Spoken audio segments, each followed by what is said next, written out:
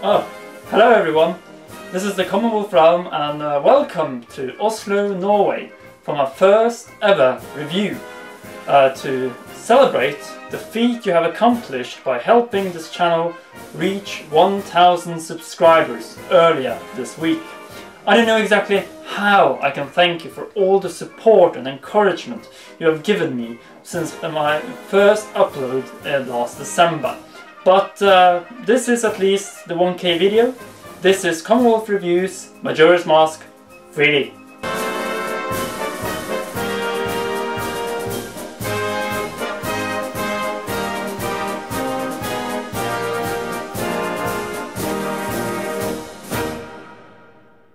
Majora's Mask. I have so many memories connected to this game, and for the first time we can now play this masterpiece on our 3DSs when we are on our way to school, college, university, work, on the bus, metro, in between lectures or even meetings. Joking aside, this remake could not come out at a more appropriate moment, since 15 years has passed since the emotional work of art that is Majora's Mask was first presented to us, just to shock us all. No Ganon, no Zelda, apart from a flashback, no Master Sword, and most importantly, no Triforce. Instead, we literally have to rescue the world of Termina from destruction in 3 days. At the same time, the two first characters Link is confronted with, the Skull Kid and the Happy Mask Salesman, were no less than part of side quests in Ocarina of Time, which is fitting with the main premise of Majora's Mask and Majora's Mask 3D. The overall story of the apocalypse told in Majora's Mask is one of my all-time favorites in the Zelda series. I therefore more than appreciate that the overall story arc of the game has been kept intact and untouched in this remake, and thank Anuma for that. You still have to awaken the 4 giants in Woodfall, Snowhead, Great Bay and Stone Towers to stop the moon from crushing the land, and you still have to master your way through 4 of the greatest but at the same time most intricate dungeons the franchise has ever had to offer. However, it is not the main quest that represents the true essence of this one-of-a-kind game experience, but the many emotional and time-based side quests that are so central to this game and stretches throughout the land of Termina. All of them return in Majora's Mask 3D. Moreover, an additional side quest has been added to the remake that was not present in the original for the N64. In terms of story, I give Majora's Mask 3D a perfect score of Dice Throw 6. The most well thought out revision has been done to the Bomber's Notebook. This crucial item for the side quests in Majora's Mask that was optional to find and use on the N64 is thankfully given to you right after the 3-day cycle in Termina. With this in your pocket, you will have the ultimate tool to learn the schedule of Clocktown's inhabitants and the other NPCs in the game. In addition, the members of the Secret Bomber Society are now much more helpful, hinting certain events you missed when visiting the different provinces for the first time. The other change you will notice almost immediately after entering Clocktown for the first time is the complete revamp of the save system. In the N64 version, the only way to save your progress permanently was through playing the Song of Time, where you could create a temporary save through the few older statues in the game, and these saves were deleted immediately after reopening the file. In Majora's Mask 3D, the temporary save feature has been scrapped and substituted with a permanent save your progress up to now mechanic for owl and feather statues. This takes away some of the urgency, feeling and the sense of learning through trial and error, and for good and efficient time management within the 3-day cycle that is so central to Majora's Mask. At the same time, it marks a welcoming hand for first-time players who could find the original mechanic as outputting.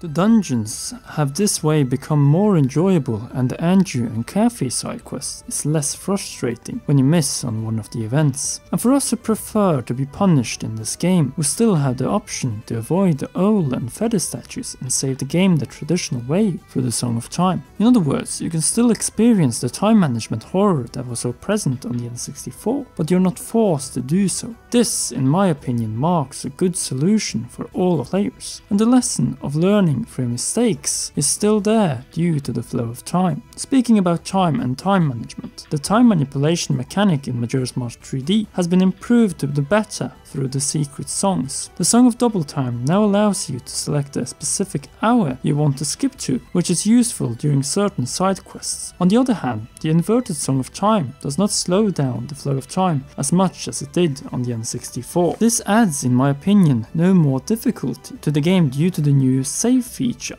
the more structured clock on the bottom of the screen, and the fact that certain sections of the game have been dumbed down to an insulting level of handholding. The gravest instances of this being the signs throughout the land, the flying sections within the Deku Palace, where the platforms do not move until you land on them, and the Goron race that is just a mere shadow of the challenge that this post-dungeon minigame once was. The transformation masks of Deku Link, Goron Link and Zora Link returns and serve the same function as they did in the N64 version. The only change worth mentioning here are the controls, but we will come back to that. Two changes for the better are the more detailed dungeons and the revised boss fights. I do not want to spoil anything, but I must say the new eye weak points to the 4 bosses have been cleverly implemented, resulting into more dynamic and involving battles. The dungeons have remained the same apart from some changed locations for the stray fairies. Another apparent transition from the N64 to the 3DS is the dual screen gameplay, having your map at your lower screen the whole time in the dungeons such as the Great Bay Temple, and being able to switch items easily by moving a finger over the touchscreen marks for a more fluent gameplay experience that is more apparent here than it was in the case of Ocarina of Time 3D. As a final note on gameplay, the several points of interest have had their locations changed in this remake. The same has been done to 2 of the masks. Another addition is the inclusion of the fishing minigame for fishing ponds within 2 of the provinces. These changes and additions are positive, but it is still disappointing that the fishing ponds does not provide any form of reward for your struggle. Well, at least we can fish off the Lord Chapu Chap. In other words, the gameplay in Majora's Mask 3D is solid but not perfect, and gets therefore a score of a strong dice throw 5 out of 6. Since Majora's Mask 3D supports an additional C-stick and the Circle Pad Pro, the camera controls in Majora's Mask 3D marks a day or night difference depending on whether you're playing the game on the new 3DS or Circle Pad Pro, or on the original 3DS and 3DS XL. The obvious reason for this is the additional camera control you have through the right analog stick. This is apparent in dungeons and during boss battles, and then specifically against Goth in Snowhead Temple. The implementation of the gyroscope is well crafted and functions surprisingly accurate when aiming with your bow in battle, on horseback or during minigames. The same can be said about the hookshot, the Deku Bubbles and Zora Fins. It is as well good to see that the gyroscope can be turned off for players who prefer to aim with the analog stick. Nevertheless, one change that put a damper on my excitement for the controls is the change to Zora Link and Goron Link. Zora Link's changes are the most apparent, where a fast swim Zora gliding mechanic has been substituted with swimming controls more similar to those found in Twilight Princess.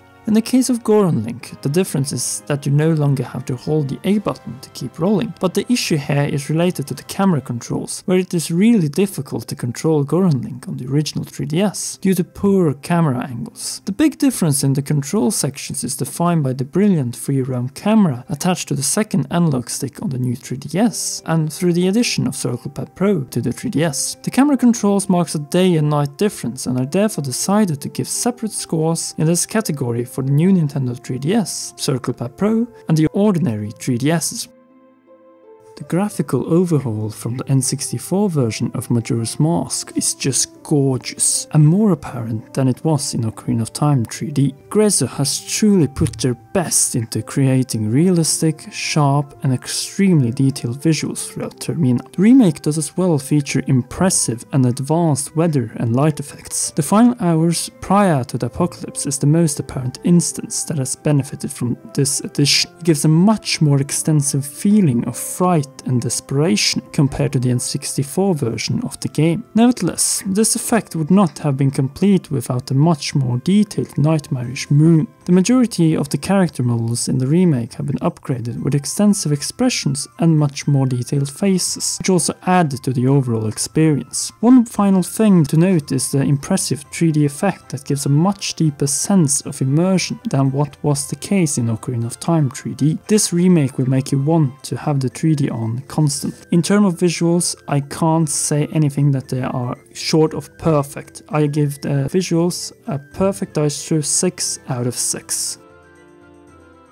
Majora's Mask 3D is overall a wonderful remake of a unique experience. It improves exponentially in terms of the visuals that are far more detailed and haunting than they were back in 2000. Gameplay wise is also an improvement compared to its Sinister N64 counterpart. The minor downsides come in terms of handholding, some questionable control changes, and dumbing down certain sections in a game that is meant to be all about exploration through trial and error, and put your time management skills to a test. Another thing is the difficulty of the game. Veterans from the N64 will probably dislike the changes done to the Deku Palace and Goron sections that are clearly less challenging than they were on the N64. On the other side, newcomers to the game on the 3DS will most likely welcome these types of changes. Then what is my final score for Majora's Mask 3D? It gets a dice throw 6, but only for the new 3DS and Circle Pad Pro version. I give a dice throw of 5 for the 3DS and 3DS XL version, and the reason for this being the camera controls. With that said, this remake is still an impressive remaster of a game that deserved much more attention at its original release in fall 2000. This is a must-buy, must-own for any Zelda fan or player who enjoy third-person action adventures. I do however highly recommend the original 3DS and 3DS XL owners to get a Circle Pad Pro for this game.